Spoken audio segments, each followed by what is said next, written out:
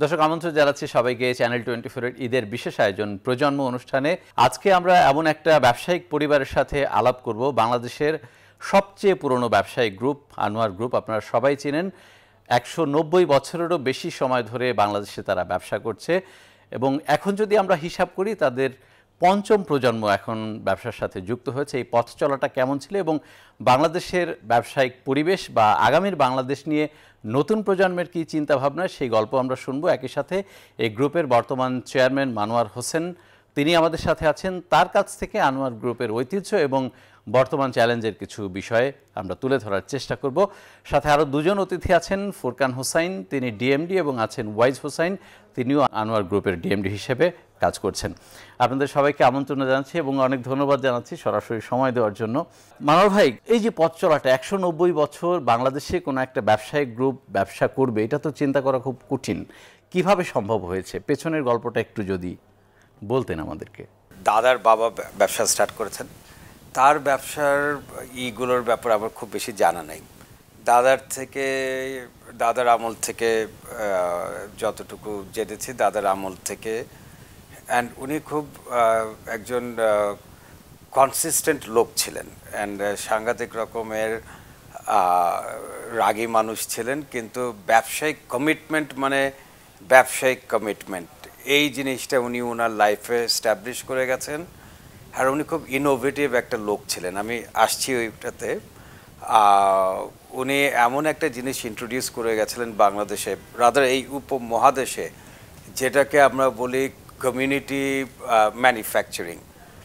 উনি ব্যবসা নিজে করতেন, কিন্তু ব্যবসাটাকে ছড়িয়ে দিয়েছিলেন ওনার পুরো মহল্লার মধ্যে।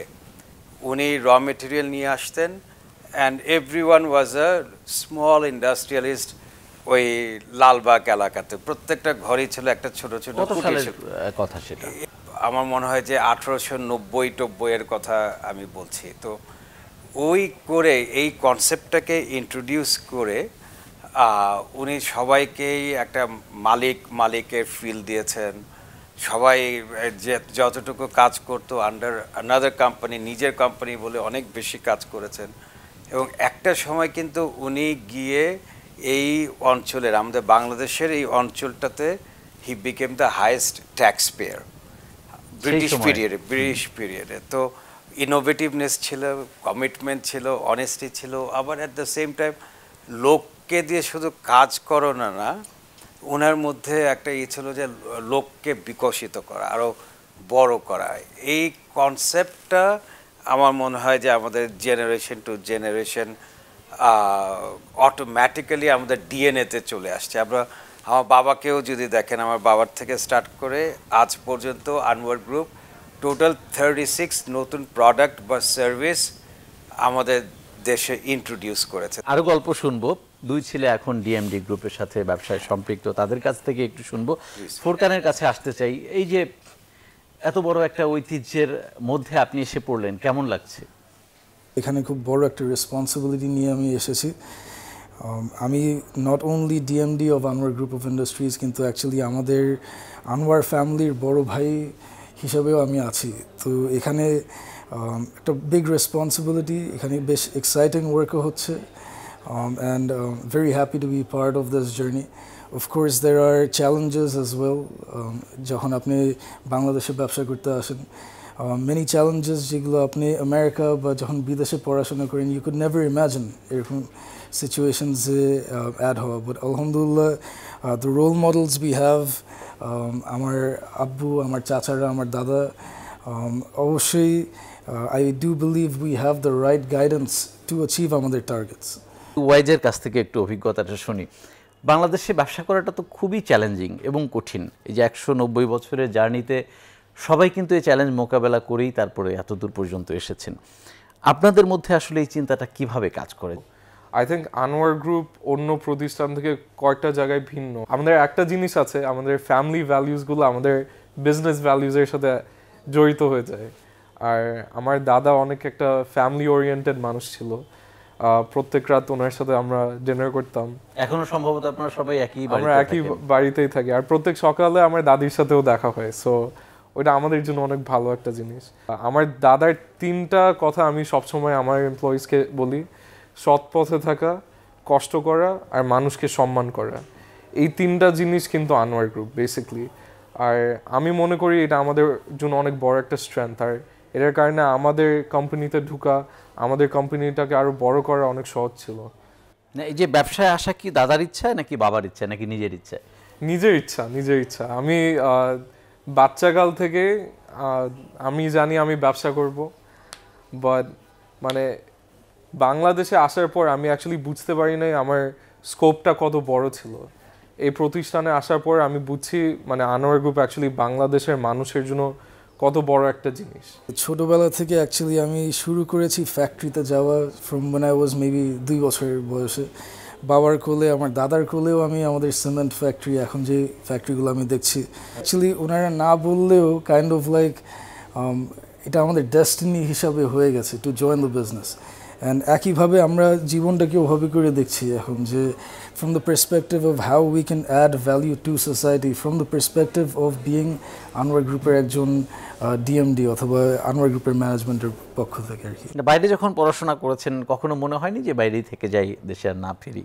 একবার দুইবার তো এই কথাটা লাইক অফকোর্স মাইন্ডে উঠেছে, কিন্তু ইন দি এন্ড আমরা দেখছি যে বাংলাদেশে আমাদের যেই রেসপন্সিবিলিটিস, বাংলাদেশের যেই রোলটা আমাদের প্লে করতে হবে, এবং যে আমাদের যে এমপ্লয়িজ আছে, আমাদের যে পার্টনার্স আছে, এখানে দের আর লাখ লাখ এর বেশি ফ্যামিলিজ এদিকে জড়িত। তো এটা অ্যাকচুয়ালি আমাদের উপরে না, এটা ওনাদের জন্য হলেও আমাদের একটা ভিতর থেকে রেসপন্সিবিলিটিটা আমাদের মেনটেন আর ফুলফিল করতে হয়। That's the way we see it আর কি। মানোয়ার ভাই, কে আপনার অনুপ্রেরণা সবচেয়ে বড়? আমি actually I draw inspiration from everything. আমার একদিন প্রোডাকশন খুব ভালো, ওটাও আমাকে ইন্সপায়ার করে আবার নেক্সট স্টেপটাতে যেতে। একজন এমপ্লয়ি একটু ভালো করলো, ওইটা আবার ইন্সপায়ার করে আরও দুজনকে এমপ্লয় করতে। তো I try to draw inspiration from everything, but basically my father is my role model. দায়িত্বে বসার পরে আসলে কি মনে হয়েছে যে আপনার আনোয়ার গ্রুপের প্রতি মানুষের ভালোবাসা বা আনোয়ার গ্রুপকে মানুষের জন্য কাজ করার জন্য কিভাবে কাজ করানো উচিত বা সামনে কিভাবে এগিয়ে নেওয়া উচিত, আমি ছোট্ট একটা বিরতি নিয়ে এই বিষয়টা আপনার কাছ থেকে জানবো। দর্শক, আপনারা ঈদের বিশেষ আয়োজন প্রজন্ম দেখছেন, একটা বিরতির সময় হয়েছে, সাথেই থাকবেন।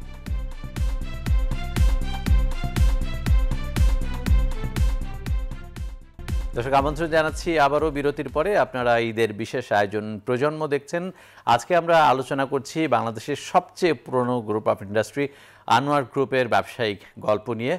একটি পরিবার পেয়েছি বলা যায়। বর্তমান চেয়ারম্যান মানোয়ার হোসেন, তিনি বর্তমানে চেয়ারম্যান, 4 বছর ধরে আছেন এই পদে, এবং তার 2 সন্তান এখন গ্রুপের ডিএমডি হিসেবে আছেন, ফুরকান হোসেন এবং ওয়াইস হোসেন। মানোয়ার ভাই, আপনার কাছ থেকে বিরতিতে যাচ্ছিলাম, এই যে পদে বসার একটা রেসপন্সিবিলিটি। আমার বাবা কিন্তু অসুস্থ ছিলেন দীর্ঘদিন, বাট আমি বুঝলাম যে আনোয়ার গ্রুপের চেয়ারম্যানের যে রেসপন্সিবিলিটিটা কত বড়। উনি যখন মারা গেলেন তার পরের মিনিট থেকে এটা ক্লিয়ার হয়ে গেল আমার কাছে। আমি যদিও সব দায়িত্ব পালন করছিলাম, বাট এইটার যে এই ক্রাউনের যে ওয়েট, এটা আমি বুঝতে পারি ঠিক উনি মারা যাওয়ার পরের মুহূর্ত থেকে। ওই একটা ডিফারেন্ট জায়গায় চলে গেলাম, মনে হলো যে একটা বালক থেকে একটা মহাপুরুষের জায়গায় নিচ্ছি, তো অ্যাটলিস্ট পুরুষ হয়ে ওই জায়গাটাতে যাচ্ছি, এরকম একটু মনে হলো অনেক। এটা তো নতুন প্রজন্মের ক্ষেত্রে আরও বেশি চ্যালেঞ্জিং। যেমন ফুরকান কি মনে করেন যে আনোয়ার তো একটা ব্র্যান্ড, সো এই ব্র্যান্ডের মধ্যে থেকেই আপনাকে কাজ করতে হবে মানুষের জন্য, আপনার চিন্তা চেতনার রিফ্লেকশন সেখানে ঘটাতে হবে, এটা কতটা সহজ? আমার ব্যাকগ্রাউন্ড হচ্ছে কম্পিউটার সায়েন্স। আমি অ্যাকচুয়ালি প্রোগ্রামার, একটা কম্পিউটার ইঞ্জিনিয়ারই ছিলাম for the past 6 years of my life.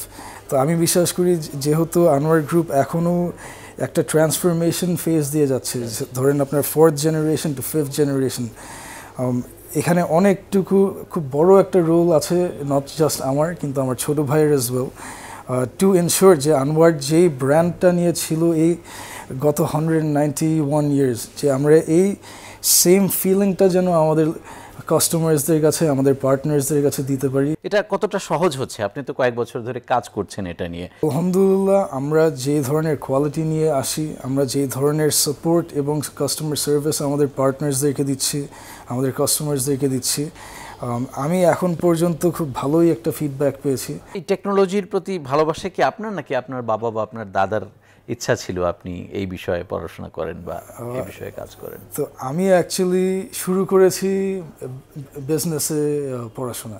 তো বিজনেসে আমি 2-3 বছর পড়াশোনা আমার করে ফেলেছি, জাস্ট 1 বছরের মতন বাকি ছিল। কিন্তু সেই সময়টা আমি এতটুকুই কম্পিউটার সায়েন্স এবং ইঞ্জিনিয়ারিংয়ের মধ্যে ঢুকে গিয়েছি যে আমি সেই পয়েন্টে গিয়ে আমার আব্বুর থেকে পারমিশন নিয়ে অবশ্যই I was able to switch. তো আই উড সে এটা আমার ইচ্ছা ছিল, কিন্তু আমি ফুল সাপোর্ট পেয়েছি আমার ফ্যামিলির থেকে, স্পেশালি আমার আব্বুর থেকে। ওয়াইজের কাজের ক্ষেত্রটা একটু আলাদা আলাদা আমি বলবো না, আনোয়ার গ্রুপের মোটামুটি যে ধরনের কাজ করে তার একটা পোর্শন নিয়ে আপনি কাজ করেন। কোথায় দেখতে চান সামনে? এখানে এরকম একটা টাইমে বাংলাদেশে অনেক নতুন কিছু হতে পারে। আনোয়ার গ্রুপ ব্র্যান্ড যখন মানুষ মার্কেটে দেখে, ওদের নিজের থেকে একটা কনফিডেন্স আসে যেটা কোয়ালিটিটা ভালো আর ওইটার সঙ্গে সঙ্গে আমি যেটার জন্য টাকা দিচ্ছি ওইটাই আমি রিটার্ন পাচ্ছি।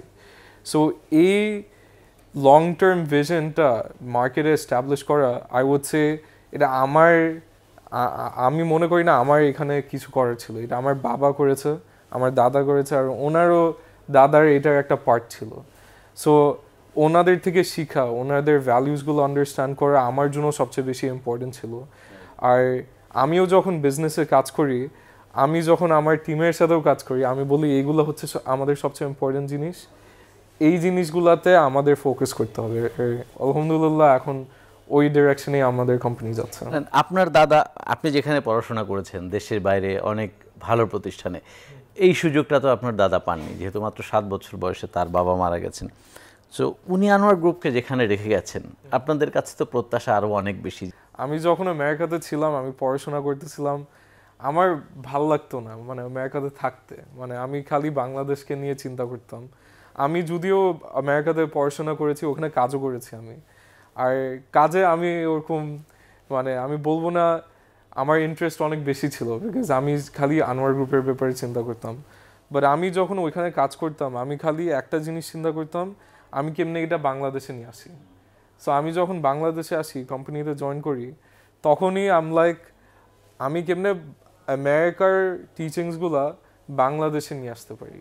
আর ওই ভ্যালিউসগুলাই কিন্তু অনেকটুকু আমাদের মডার্ন বিজনেস প্র্যাকটিসেস আনোয়ার গ্রুপে ট্রান্সফার হয়েছে। ছেলেদের বিষয়ে আপনার কাছ থেকে জানবো, তার আগে আপনার বাবার কোন গুণটা, কোন পরামর্শটা বা কোন ভিশনটা আপনাকে সবচেয়ে বেশি অনুপ্রাণিত করে এখনো?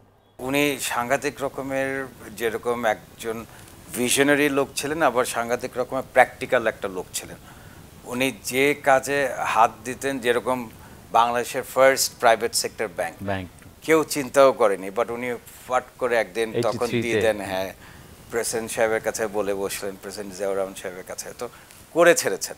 আমি বলি যে আনোয়ার হোসেন সাহেবের সব থেকে বড় গুণ ছিল যে উনি মানুষের সাথে মিশে যেতে পারতেন, অ্যান্ড উনি সব মানুষকে উনি একভাবে দেখতেন।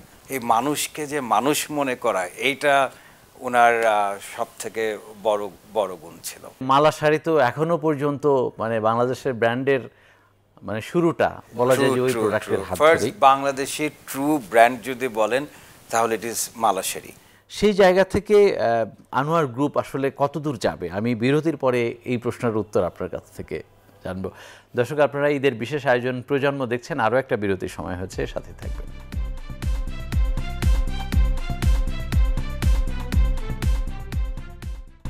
দর্শক, আবারও স্বাগত জানাচ্ছি ঈদের চ্যানেল 24-এর বিশেষ আয়োজন প্রজন্ম অনুষ্ঠানে। আমরা আজকে আনোয়ার গ্রুপের মাননীয় চেয়ারম্যান এবং তার 2 সন্তান, দুজনেই গ্রুপের ডিএমডি। মানব ভাই, আপনার কাছ থেকে জানছিলাম যে এই যে ব্র্যান্ডগুলো এস্টাবলিশ করে দেওয়া, শুধু যে আনোয়ার ব্র্যান্ড তা না, সিঙ্গেল ব্র্যান্ডের ক্ষেত্রেও আপনার বাবা যেই মানে ফুটস্টেপটা রেখে গেছেন, এইখান থেকে আপনারা আসলে কতদূর নিয়ে যেতে চান? আমরা তো অনেক পুরনো একটা কোম্পানি, আমাদের অনেক কালচারাল চেঞ্জ আনতে হচ্ছে, আমাদের অপারেশনের অনেক চেঞ্জেস আনতে হচ্ছে। তো আমরা যেভাবে যাচ্ছি, আমাদের ফাউন্ডেশনটাকে আরও এখন আগে বিল্ড করে নেওয়ার চেষ্টা করছি, আরও স্ট্রেংথ বাড়াবার চেষ্টা করছি within the current structure and আমাদের ইনফ্রাস্ট্রাকচার, যেন এটা একটা লনজিভিটি পায়। যদি বলেন কত দূর যাবে, তো আমি যেটা দেখি ইনশাল্লাহ অনেক দূর যাবে, কিন্তু সলিডভাবে যাবে, আপনার গিয়ে লাস্ট করার জন্য যাবে, আপনার জাস্ট যাওয়ার জন্য যাবে না। ফুরকান ওয়াইজ দুজনেই বাইরে পড়াশোনা করেছেন, আমরা তো বিদেশের অনেক কোম্পানির গল্প শুনি। আনোয়ার গ্রুপকে নিয়ে আপনি আসলে কি চিন্তা করেন? যেমন ওয়াইজ বলছিল যে একটা গ্লোবাল ব্র্যান্ড, এটা কতটা সহজ হবে? বিদেশে পড়াশোনা করার পরেও যে বাংলাদেশে এসেছি, আমাদের এখন অ্যাকচুয়ালি আমার আব্বুর থেকে মেইনলি আমাদের লার্নিংসগুলো করা হচ্ছে। অ্যাকচুয়ালি উনি কীভাবে করে এই ওনার যে ডেকেডস অফ এক্সপিরিয়েন্স আছে, এটা কীভাবে উনি আমাদের কাছে দিবে, আমরা কীভাবে করে আমাদের স্পেশালাইজেশনস অ্যান্ড স্ট্রেংথস এটার সাথে মিলে নেক্সট লেভেলে নিয়ে যেতে পারবো। তো অবশ্যই এখানে চ্যালেঞ্জ আছে, এটা একটা আপহিল ব্যাটল, বাট আমরা বিশ্বাস করি যে এটাকে আমরা অবশ্যই সাকসেসফুলি এই ব্যাটলটাকে অ্যাচিভ করতে পারবো। আপনার দাদার কোনো পরামর্শ বা কোনো কথাবার্তা যেটা আমাদের সাথে শেয়ার করা যায় কিনা? বেশ কিছু লেসনসের মধ্যে থেকে একটা যেটা আমার কাছে পার্সোনালি অনেক স্ট্রংভাবে এখন পর্যন্ত আমি ধরে রেখেছি এবং আমি প্র্যাকটিস করতে চেষ্টা করি, এটা হচ্ছে to actually provide the service for our employees এবং আমাদের পার্টনার্স। আমরা যে পৃথিবীতে এসেছি, আমরা যে ব্যবসা করি, it's not just for profit, it is actually for building relationships, strong relationships, to help আমাদের পার্টনার্স গ্রো। আমার দাদা বলে গিয়েছিলেন যে 50,000 এমপ্লয়িজ উনি দেখতে চান আনোয়ার গ্রুপে। তো আমি এটা আমার পার্সোনাল টার্গেট হিসাবে করেছি। ওয়াইজ আপনার সবচেয়ে বড় রোল মডেলকে ব্যবসায় আসার পেছনে? আমি সবার থেকে ইন্সপিরেশন নেই, বাট আসলে আমার দাদাই আমার মেইন রোল মডেল। আনোয়ার গ্রুপে যে ফ্যামিলির কথাটা বলতেছি, আমরা মিলেমিশে কাজ করতে অনেক পছন্দ করি। লাইক আমার ভাই আর আমার রুম পাশাপাশি, আর আমি মিটিংয়ের মাঝখানে ওর রুমে ঢুকে যাই বারবার, কিন্তু ওনার ব্রেনটা অনেক টেকনিক্যাল, আই উড সে। আমি more of the marketing side, উনি অপারেশন সাইডে হি ইজ ভেরি স্ট্রং। আর উনি অনেক কমপ্লিকেটেড প্রবলেমসকে অনেক সিম্পল বানায়, আর এই কোয়ালিটিটা আমার দাদার মধ্যে ছিল। সো টেকনোলজি স্ট্যান্ড পয়েন্ট থেকে, টেকনিক্যাল সাইড থেকে আমি জাস্ট বলি আমার ভাইকে দেখার জন্য।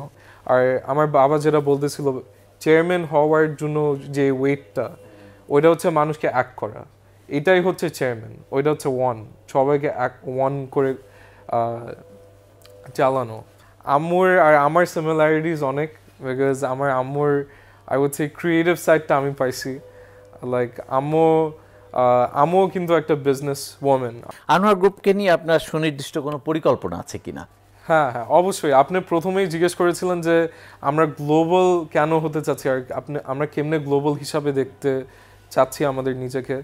গ্লোবাল হওয়ার জন্য একটা জিনিস আমাদের করতে হবে একটা কোম্পানি হিসাবে, ওইটা হচ্ছে গ্লোবাল লেভেলে অপারেট করা। আমাদের অর্গানাইজেশনটা আমরা কি গ্লোবাল স্ট্যান্ডার্ডে অপারেট করতেছি নাকি না, ওইটা এনশিওর করা। সো আমি আর আমার ভাই কোম্পানিতে জয়েন করার পর ওইটাই আমাদের মেইন ভিশন ছিল, যে আমরা আনোয়ার গ্রুপকে গ্লোবাল স্ট্যান্ডার্ডে নিয়ে যাব from an operational stand point. Anwar ভাই, আপনাকে দিয়ে শেষ করব। আপনার দুই সন্তান, দুজন ডিএমডি এখন আপনার পাশে, তাদের বিষয়ে আপনার অবজারভেশন কি? আপনি তাদেরকে ব্যবসায় সম্পৃক্ত করে বা তাদের উপর দায়িত্ব ছেড়ে দিয়ে কতটুকু নিশ্চিন্ত হতে পারছেন? ওরা কিন্তু বিরাট চেঞ্জেস অলরেডি নিয়ে আসছে। আমার এদিকে ইনপুট ছিল আমার এক্সপিরিয়েন্স, যে এই বছর আমরা কিন্তু গ্রোথ প্রেডিক্ট করছি অনলি বিকজ ওদের হার্ড ওয়ার্ক, টেকনোলজি, ওদের কমিটমেন্ট, এটা আমার সাথে অ্যাড হয়েছে বলে I am more confident in them, in their commitment এবং ওদের হার্ড ওয়ার্ক দেন আমার এই ওল্ড এজে আমি আমার নিজেকে যতটুকু কনফিডেন্ট, তার থেকে বেশি কনফিডেন্ট ওদের ক্যাপাসিটির। অনেক চমৎকার আলোচনা এবং সময়ের জন্য আপনাদের সবাইকে ধন্যবাদ। আমরা আজকের আয়োজনটা এখানে শেষ করতে চাই। দর্শকের সাথে শেষ করছি আজকের মতো ঈদের এই বিশেষ আয়োজন। ভালো থাকবেন আপনারা সবাই।